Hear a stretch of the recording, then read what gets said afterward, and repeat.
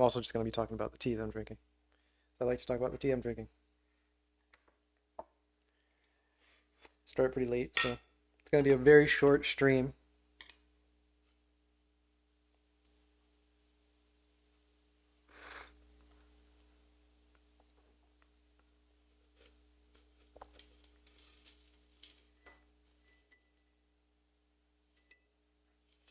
I made some water recently. You may have been there for that, and that turned out very well.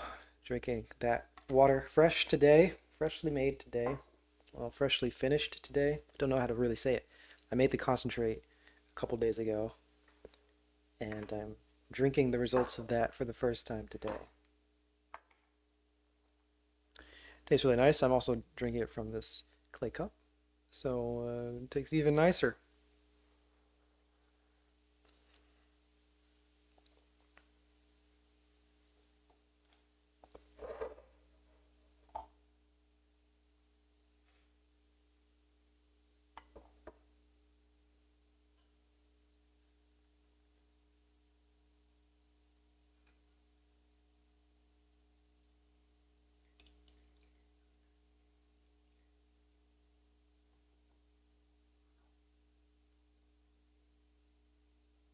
Just having a pour today. It smells like raspberries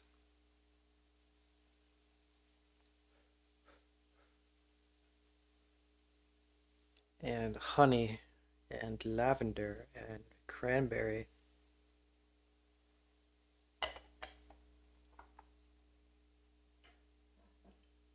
Delicious.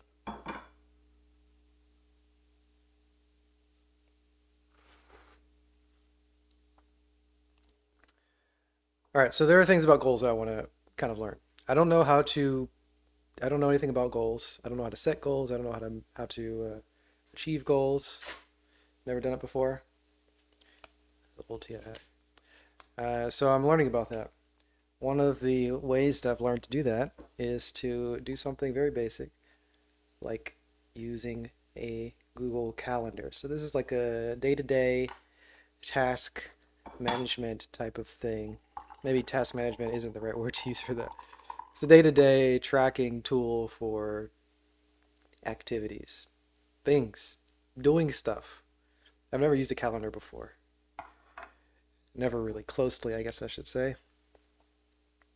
Never put a lot of attention or information into it. Never tried to stick to it. So I'm learning how to do that now. I'm learning how to use a calendar. First thing for goals.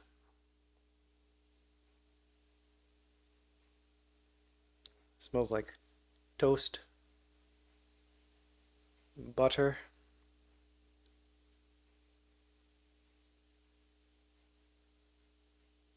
It's very nice.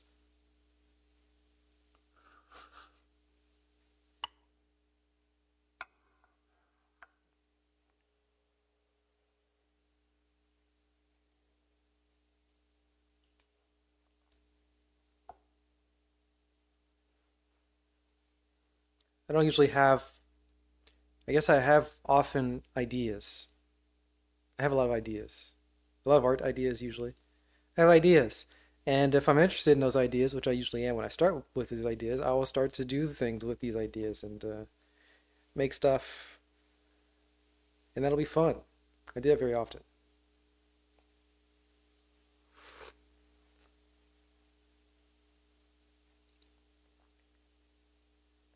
And then I might have other ideas, and I just go to other ideas and I start doing those things.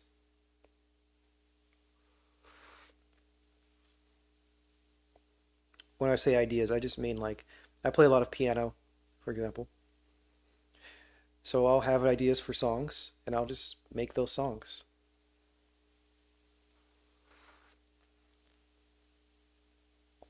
Sometimes I make electronic music, though it's been many years since I've done that, I think. So I haven't made electronic music in a long time, but I used to make electronic music and I would have ideas and then I would make those ideas very quickly. Sometimes I have ideas about things that I write, I'll write them. I have ideas to write, I'll write it. Like a poem, I'll write it. Short story type of thing, I'll write an outline for it. Probably won't write the full whole thing. I'll do it.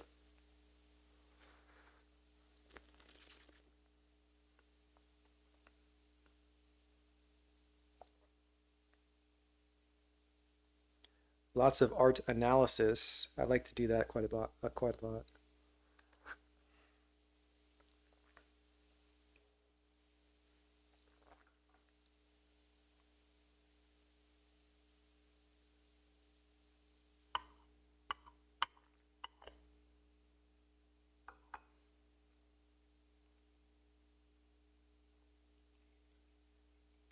But now, as I step into this new world of planning and scheduling things, if I have an idea, I'll put it into my calendar. And once it's in the calendar, then I'll probably put it in the calendar for planning something. And then once I've planned it, then I can put it, certain parts into the calendar and have it spread over time.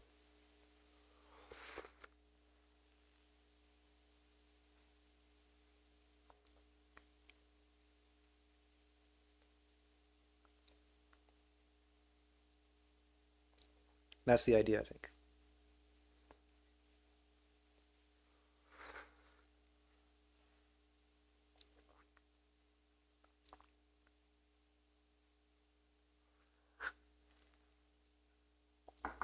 I recently had to plan to change the scenery of my stream, which is why we are here today in this location. Slightly different location than we've been in. Well, we've been here before. I liked it. I like this location a lot, but I didn't have all of my equipment. I didn't have my microphone. I didn't have a nice camera. I had different setup here. So I went back to a different setup, which had the microphone and the camera. But then I decided I could change this and upgrade it. So I did that.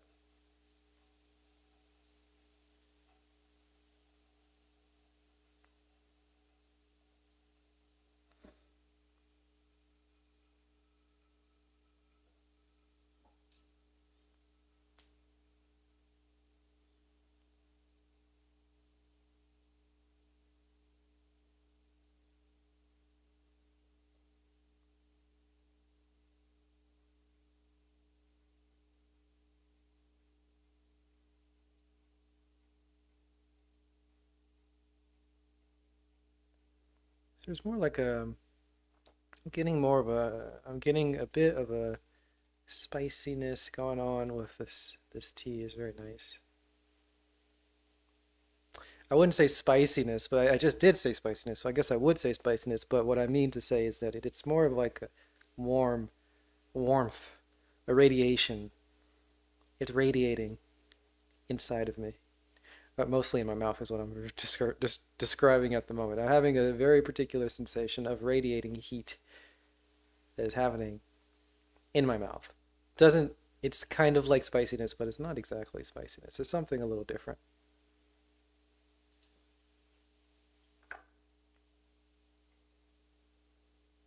I've been learning a little bit more about the senses. If you were here for the last stream I did about senses, I was learning about the senses.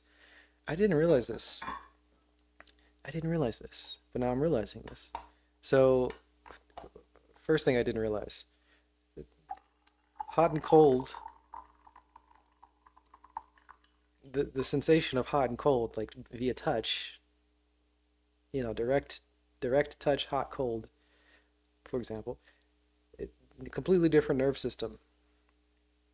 I think they're all processed in the same place, but the direct nerve fibers are different.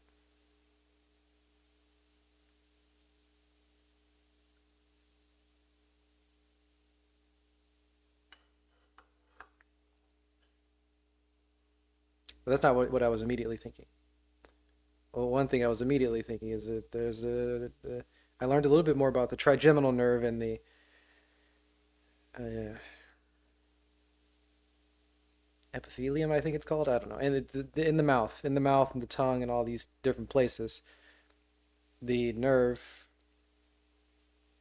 the sensors for hot and cold, like like spiciness and menthol, for example, hot cold, and also for carbonation, are all the pain nerve. It's called the trigeminal nerve, pain nerve. Didn't realize it.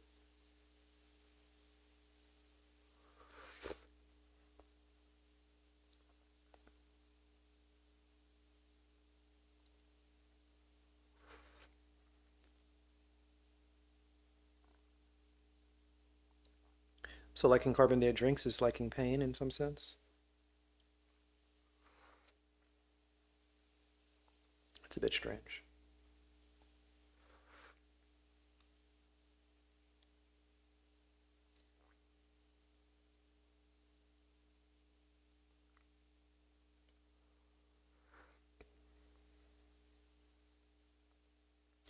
This is very, very, very cranberry. Very berry. It's so smooth. Having this clay. This is what I'm using for my pitcher. Collecting all my tea in this pitcher. It's so smooth. Makes the tea so smooth.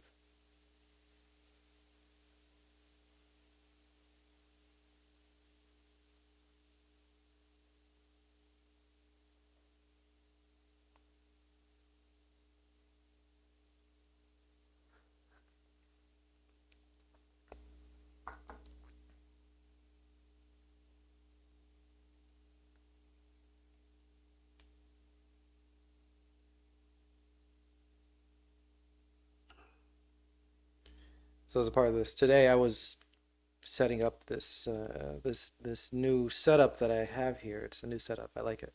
I actually like it a lot. I like this location much more. I like to be in this room while I'm drinking tea rather than in my office while I'm drinking tea. Um, but it just took a long time for me to set up this morning. I didn't have a lot of time to set up last night. I didn't have a lot of time to set up this morning. Some things were going wrong. I didn't know what I was doing. It's a new setup. It kind of happens. Um, so I'm a little late. And since I'm a little late, I'm gonna have to end very soon. Not soon, but I'm gonna have to end sooner than I usually. It's gonna be a shorter stream than normal. And I also didn't set up. I didn't plan. Is the word. I didn't plan very much. So I may have to revisit some of these topics. And in fact, I will revisit these topics anyway because I'm not really fully formed with them all. All right, short-term goals. Pretty much using a calendar. It's pretty simple. I've been doing that for like 3 weeks. I like it. It's actually working very well. A lot of things are getting done and fairly quickly. Pretty well organized. I think it's a good idea. Who'd have thunk it? I did.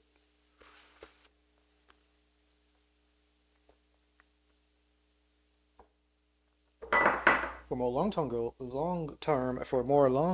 goals, I learned this particular technique. Hello, of using. How you doing, Rose? Rose Gold. The technique of some sort of visualization. It's kind of a visualization. I think that's the right way of putting it. It's a visualization technique. It's kind of a positive thinking technique, which is kind of interesting because I learned about this, and as I was learning about it, the person who was who invented this technique says that positive thinking is actually a very bad way of goal achieving goals. Positive thinking is actually negatively it directly.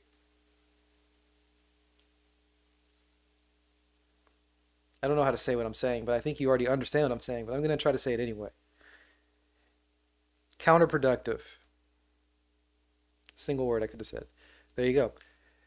Positive thinking is counterproductive to goals, according to some scientific research. People who positively imagine the outcomes of things that they want to do are less likely to achieve those effects. For example, if somebody were to have if someone were to positively think about leaving school, like being finished, graduating school, and then getting a job, positive thinking, they're less likely to have a good job. If somebody were to start exercising, literally they're actually doing the program, they're exercising, and they are positively thinking about exercising and having the results that they wanted, they're less likely to achieve those results. And so on and so forth. Even people who are getting cancer treatment and they're whatever, positively thinking about what's going to happen. Negative results. Positive thinking apparently sucks.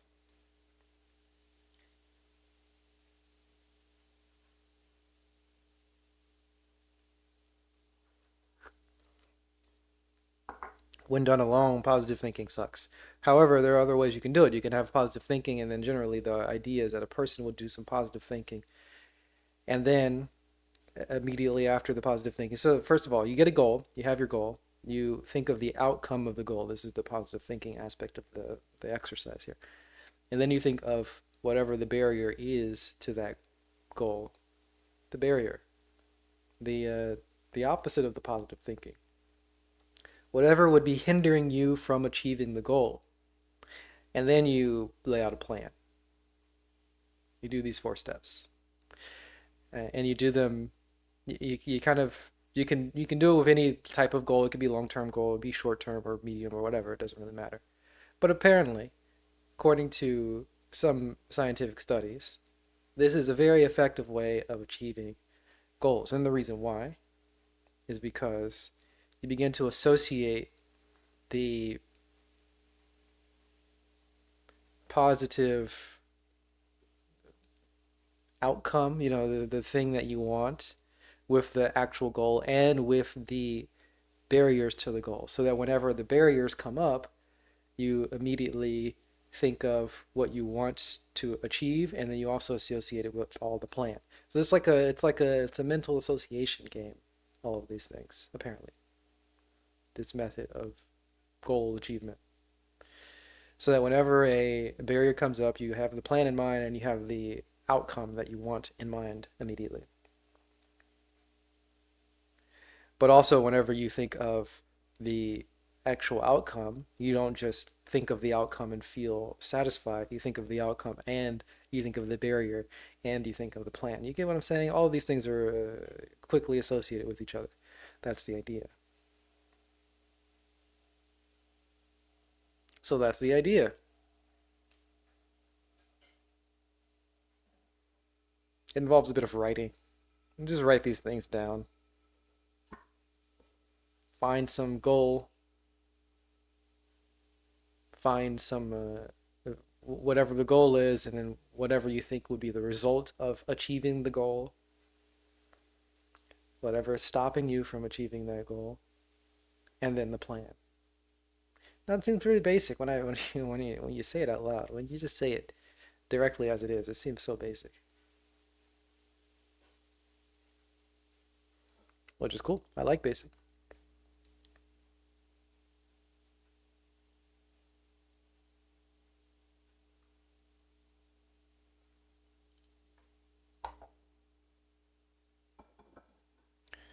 So I'll report back in a couple months about how that's been going.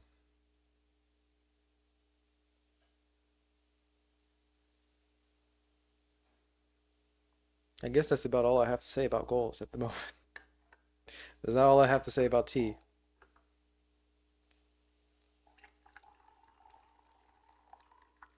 Ooh, this is good. This is a good angle because you can see the stream of the tea. There's something I've been talking about a lot, about how I'm pouring, when I pour my tea, I want to see the spread. It's more like a V shape, but then just a moment ago you saw it was like a I don't know what you call it. It's like a little claw. It was like a little it's not it wasn't a great pour. Though it did flow well. And this tea has a bit of persisting bubbles, which you cannot see, I believe.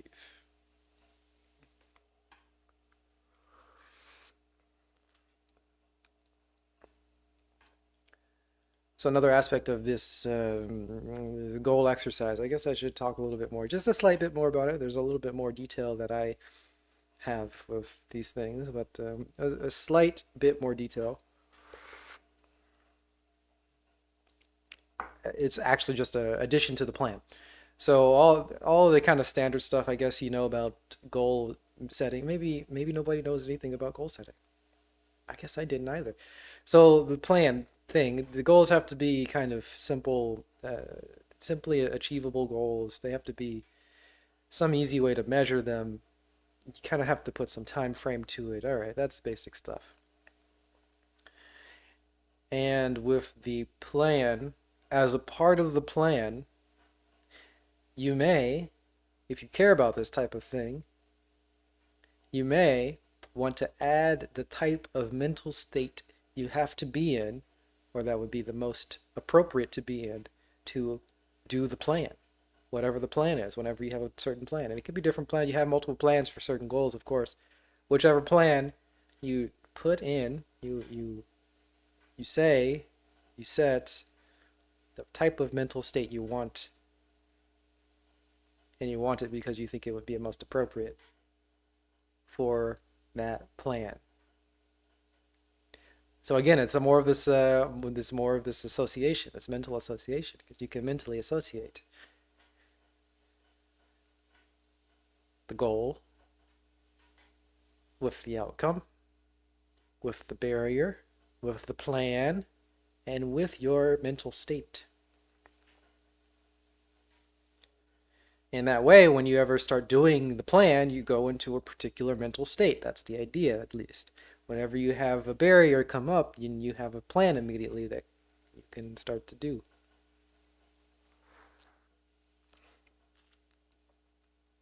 Am I making sense here? I think it's all making sense.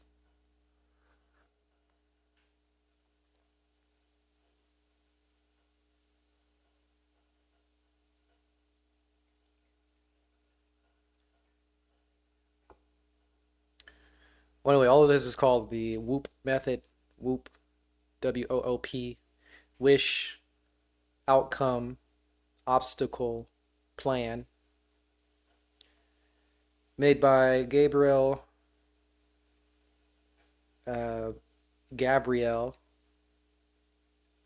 It's a woman's name. Gabrielle Oettingen. I believe her name is Oettingen.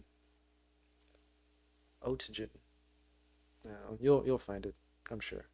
Whoop, Gabrielle Oettingen, something like that. She's a cool lady. She's on a couple podcasts.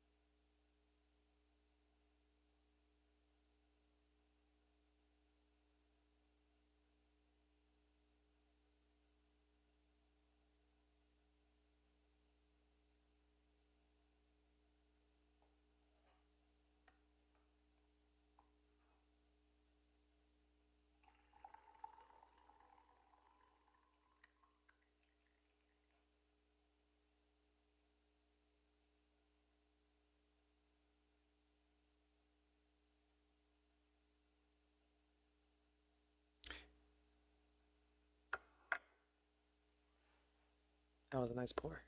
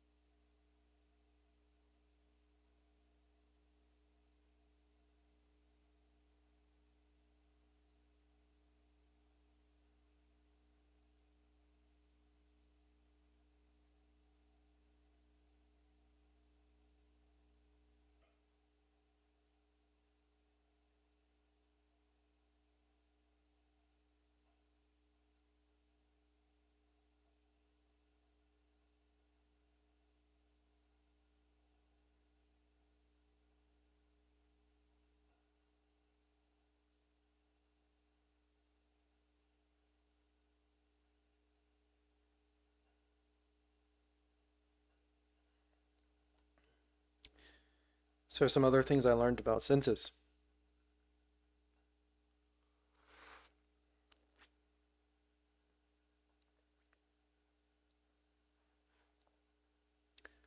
One thing is that the more of the feelings and the somatic senses.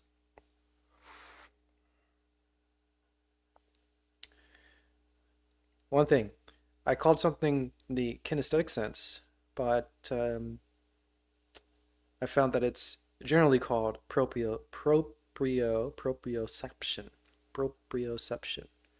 The when you can tell where your limbs are, for example. And as an aspect of proprioception, as broken up into some other aspects, some other things.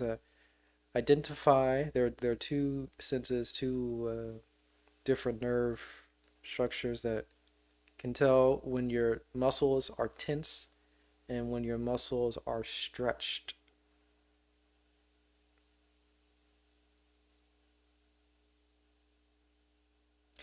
I wonder how that relates to being relaxed. So I don't know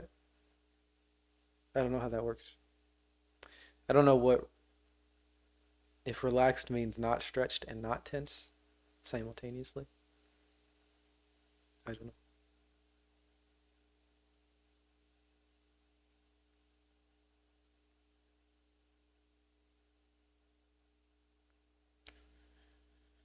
Another thing I learned was that vibration is its own distinct uh, thing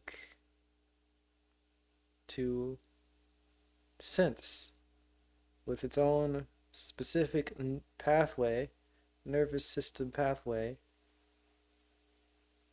to detect.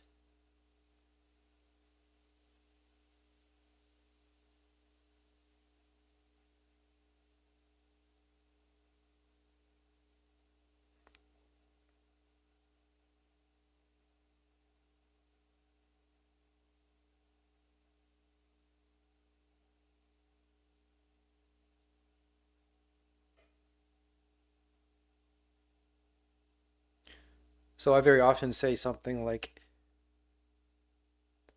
my body feels very stable, and then I might say something else like, the world feels very stable. I'm wondering if that has something to do with this sense of vibration.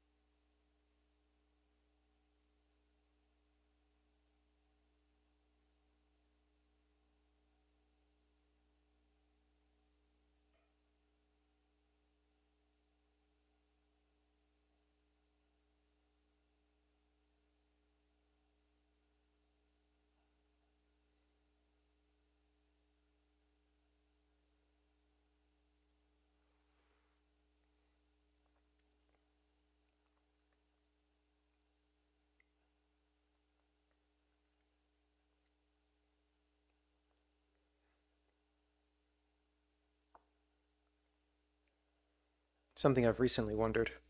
Haven't had any time to, or haven't had enough recent exposure to test this, but I'm wondering if the sound of tea swishing in the mouth is distinct for different teas. Don't know.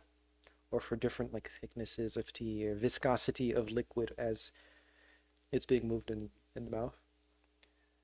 Something I don't know anything. I haven't personally gathered enough information to tell. It was just a recent thought.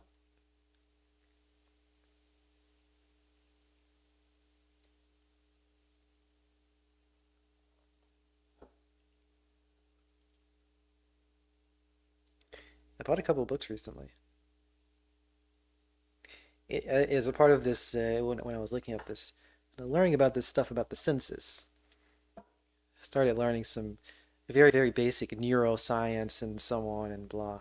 And I found some things about cross-modal interaction, meaning we talked a bit about it before, where you have certain senses that interact with other senses. So, for example, if your balance is off, then your visuals get all weird, you know? You've been dizzy before, you've spun around in a circle, you sit and you have your eyes open and you're no longer spinning, but it seems like the room is spinning. It's a very weird effect.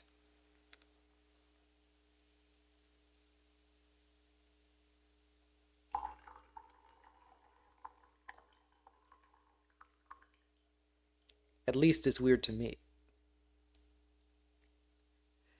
And there are other things that happen, certain things, if you see certain things and you hear different things, it's kind of weird, especially with speech. If you hear somebody's mouth moving in a certain way, then you expect to hear them in a certain way, so you do hear it in a certain way. But if the mouth movement is manipulated visually, like from a screen, in a particular way, it can make you hear different things. Have you seen there's this like this idea, well, it's like a misheard lyrics type of thing. Is it misheard lyrics? I don't know what this is called, where you can hear a song, and if you see the lyrics written differently, then you hear it differently. You know what I mean? Anyway, these are all cross-modal interactions. And I'm doing this. I'm talking with ChatGPT. When I'm doing this, most of this research, I'm doing it with ChatGPT. And ChatGPT kind of knows a little bit about my life because I talk to ChatGPT very often, and it's like, well, by the way, you like to learn about the senses, and I'm sure you're doing this for your tea, your interest in tea, and you're learning about cross-modal interactions. Well, that's pretty cool, but have you heard about this little field called gastrophysics before? And I say, what is gastrophysics? That's a weird name for a field. I know what gastronomy is. I know what physics is. How are they related?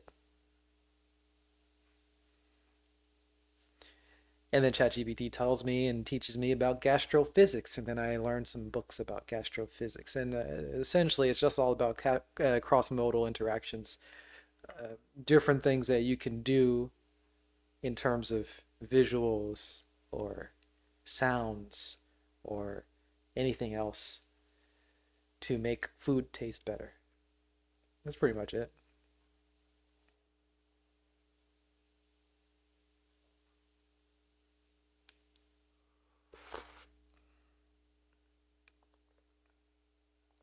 So it's a little bit about plating food. It's a little bit about making sure that your utensils are of the appropriate weight. That changes how you taste the food, apparently. At least reports of pleasure from food is very well correlated with the weight of the utensils used to eat the foods.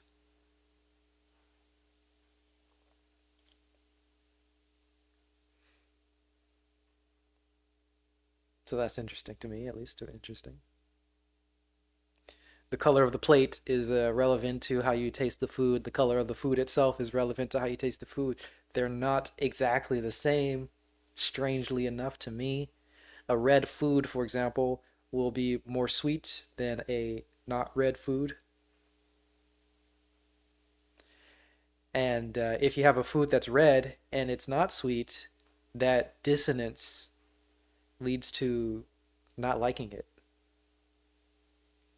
unless you're told. So there's a lot about expectations there too. But then if you have a red plate, that just don't like it. Most people just don't like it. Again, unless you're kind of told about it.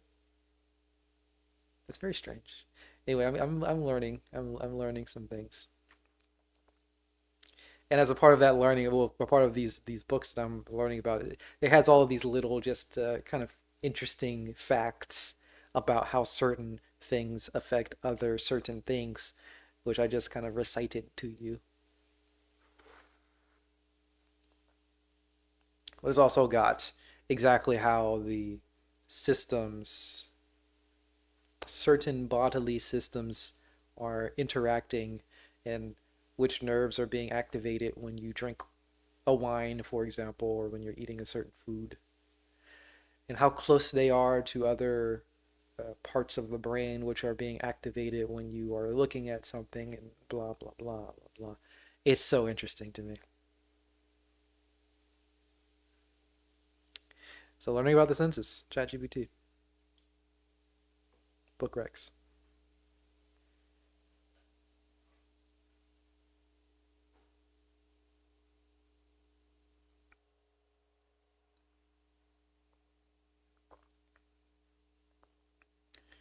I was so amazed by that I asked ChatGPT to give me other book recommendations, and they were all fake. How about that? It spontaneously gave me something. It was totally real and amazing. Amazing recommendation. I found a whole new field of study that I'm extremely interested in and bought a bunch of books, 4 books to be precise. Then I asked for other things and it gave me just a bunch of fake, fake stuff. And I asked for YouTube recommendations. Same thing, fake YouTube videos. Cool titles. It knew some of the creators. It had some banger videos from TDB that don't exist.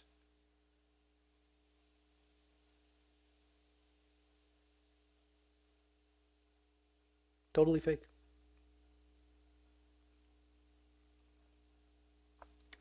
Chat GPT is weird like that.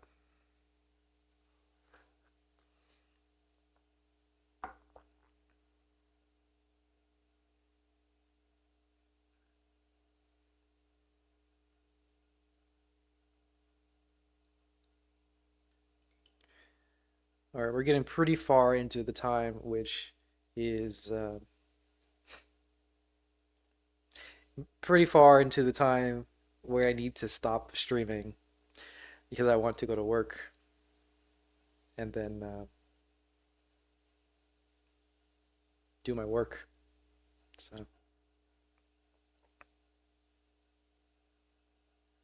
we're gonna wrap this up.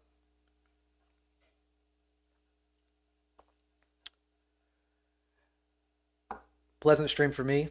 Probably pretty boring from the listening end, unless you just like me, in which case that's cool. Glad you're here. But I want to do it again, so I'll do more. And I'll plan a little bit more, have some things to talk about, or or maybe just lean into the silence because I like to have some silent streams. I had a silent stream recently. That was really nice. I liked that a lot. But I haven't had a silent stream that was uh, it actually pointed towards me. The silent stream that I did before was top down of the tea tray. That was great. That was great. But it was quick because I was mostly looking at the tea tray and I didn't want to just sit there quietly, not doing anything for 20 minutes at a time while you can only see the tea tray. It seemed like a funny prospect to me, but it was more of a demonstration of how to serve the tea or how I do it. Anyway, it'd be cool to lean into the silent stuff. I gotta go. I'm gonna leave now. It was fun. Let's do it again.